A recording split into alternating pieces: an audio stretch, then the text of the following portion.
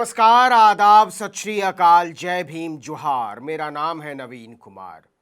हो सकता है हम में से बहुत लोग जीवित न रहें जब इस दुनिया की आने वाली नस्लें इजराइल को दुनिया का आतंकवादी राष्ट्र घोषित कर दें और उसके आतंकवाद पर खामोश मुल्कों, कौमों, सरकारों, नेताओं और नागरिकों को इस आतंकवाद का सरपरस्त। ऐसे कायर लोग जिन्हें कोई फर्क नहीं पड़ता कि बच्चे मारे जा रहे हैं, बुजुर्ग मारे जा रहे हैं, औरतें और निहत्थे मारे जा रहे हैं। राष्ट्रवाद के नाम पर इजराइल का इंसानियत की छाती पर नंगा नाच बर्बरता की एक और सीमा लांघ गया। गाजा का आखिरी अस्पताल भी बंद हो गया। जी हां, आखिरी अस्पताल, और आखिरी ही नहीं, सबसे बड़ा अस्पताल भी। अब गाजा पट्टी में बचे खुचे लोगों को पैरासिटामोल की एक गोली तक नहीं मिल सकती।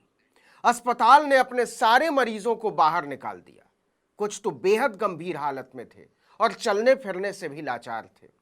ऐसा इसलिए कि इजराइल ने इस पूरे इलाके को खाली करने का आदेश दिया है। उसने उन इलाकों को भी तबाह कर देने का ऐलान किया है जो युद्ध के दौरान कुछ हद तक बचे हुए थे और जहां लाखों लोगों ने शरण ले रखी थी। आपको बता दें कि गाजा के 36 बड़े अस्पतालों में से 35 को इजराइल पहले ही मिट्टी में मिला चुका है। यहां तक कि प्राइमरी हेल्थ सेंटर्स तक को उसने नहीं छोड़ा। आपको बता दें कि दीर अल-बला स्थित अल-अक्सा अस्पताल सेंट्रल गाजा का मुख्य अस्पताल है और पूरे गाजा का इकलौता बड़ा अस्पताल जो काम कर रहा था। इजरायली सेना इस इलाके में जमीनी हमला करने की योजना बना रही है। बहाना वही पुराना, थका हुआ, क्रूर और बर्बर। इन अस्पतालों में हमास के लोग छिपे हो सकते हैं और उसका अंदाजा है कि इसका इस्तेमाल सैन्य उद्देश्यों के लिए हो रहा होगा या हो सकता है। जी हां, सिर्फ अंदाजा। आपको पता ही है कि इजरायली सेना ने 10 महीने से जारी युद्ध के दौरान इक्के दुक्के अस्पतालों को छोड़कर लगभग हर अस्पताल पर हमला किया है, हर स्कूल पर हमला किया है, हर कॉलेज पर हमला किया है, हर कारोबारी इलाके पर हमला किया है। इजराइल को लगता है कि फिलिस्तीन के दुधमुहे बच्चे तक जो अपना नाम नहीं ले सकते वो भी उसके लिए खतरा है, इसलिए वो बेरहमी से उन्हें भी मार रहा है। निहत्थी औरतों तक को मार रहा है, बुजुर्गों और बीमारों को मार रहा है, और इसे वो राष्ट्रवाद कहते हैं। मानवता को बचाने का अभियान। इजराइल ने अमेरिका से लेकर जर्मनी, फ्रांस, ब्रिटेन जैसे पश्चिमी देशों की सभ्यता के पाखंड की पतलूनें उतार डाली हैं। सच ये है कि ये देश बर्बरता के कट्टर हिमायती हैं और इसे अलग अलग तरह के अपने ढोंग से केवल ढक रखा था। फलस्तीनी स्वास्थ्य अधिकारियों ने बार बार अंतर्राष्ट्रीय समुदाय से कहा कि आप खुद आकर हमारे अस्पतालों को देखिए, इनकी निगरानी कीजिए कि यहां हो क्या रहा है और हम किस हाल में काम कर रहे हैं। खुद विश्व स्वास्थ्य संगठन ने कहा कि इजराइल अस्पतालों और स्वास्थ्य केंद्रों को लेकर बनाए गए युद्ध काल के मापदंडों की भी धज्जी उड़ा रहा है, उनका माखौल उड़ा रहा है। इस पर इजराइल ने संयुक्त राष्ट्र को ही धमका दिया। संयुक्त राष्ट्र के अनुसार इजराइल का निकासी आदेश अब गाजा के लगभग 84% क्षेत्र को कवर करता है। मतलब गाजा केवल 16% हिस्से में कुछ बचा हुआ है। यह ऐसा इलाका है जहां पानी नहीं, बस्तियां नहीं, रिहाइशें नहीं। संयुक्त राष्ट्र का अनुमान है कि गाजा की 23 लाख की आबादी में से लगभग 90% लोगों को अपने घरों से विस्थापित होने के लिए मजबूर किया गया। बहुत से लोगों को तो कई बार विस्थापित होना पड़ा, एक बार नहीं। आखिरी अस्पताल के बंद होने के बाद लोग जान बचाकर भागते हुए दिखे। हाथों में जितना सामान आ सकता है बस उतना रखकर लोग भागते चले जा रहे हैं, और जिनकी गोदी में बच्चे हैं वो तो बिना कुछ लिए हुए भाग रहे हैं। दसियों लाख लोग तंबुओं में या खुले मैदानों में रह रहे हैं, और अब तो तंबुओं में भी जगह नहीं बची है। वहां न शौचालय के पर्याप्त बंदोबस्त हैं, न पानी के, न दवाओं के, न खाने के। और पश्चिमी दुनिया क्रूरता और बर्बरता की इस व्यवस्था को राष्ट्रवाद कहती है। शर्म आती है कि इजराइल ने युद्ध के शुरुआती दिनों में गाजा के जिन इलाकों को खुद मानवीय क्षेत्र घोषित किया था और उन्हें निशाना नहीं बनाना चुना था, अब वहां भी बम बरसाए जा रहे हैं। मानव जीवन और गरिमा को अमेरिका समर्थित इजरायली दहशतगर्दी और दुष्टता ने तार तार कर दिया है। क्या आतंक के इस चेहरे को इतिहास के पन्नों से कभी पूछा जा सकेगा? सवाल ही नहीं।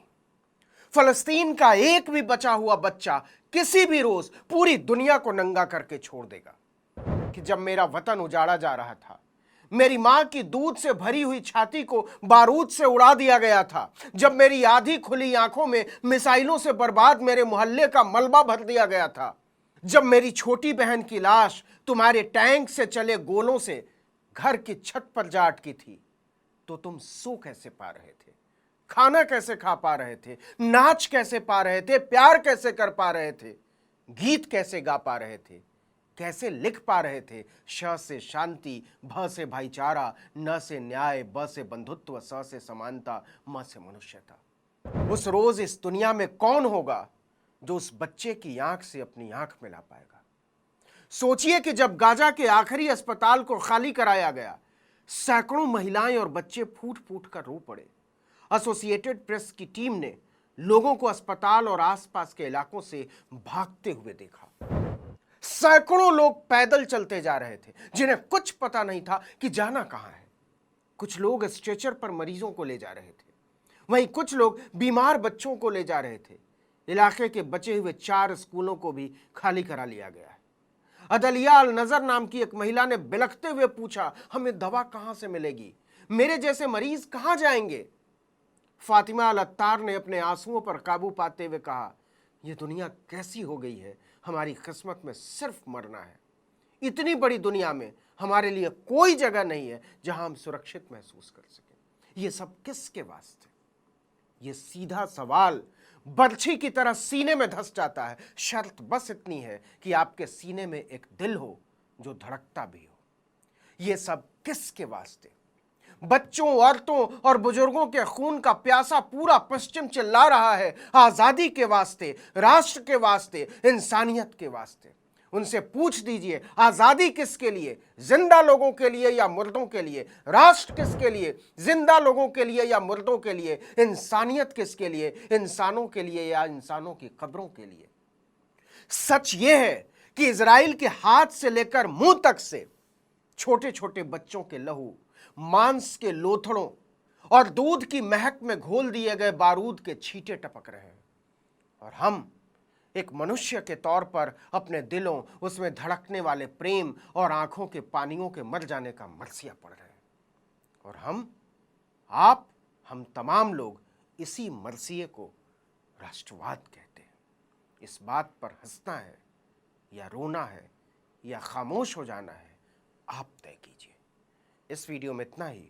आर्टिकल 19 इंडिया को अगर आपने अब तक सब्सक्राइब नहीं किया है तो फौरन कर लीजिए, बेल आइकॉन दबाइए, घंटी जैसी आकृति, लाइक कीजिए और कमेंट करके बताइए हमारा वीडियो आपको कैसा लगा।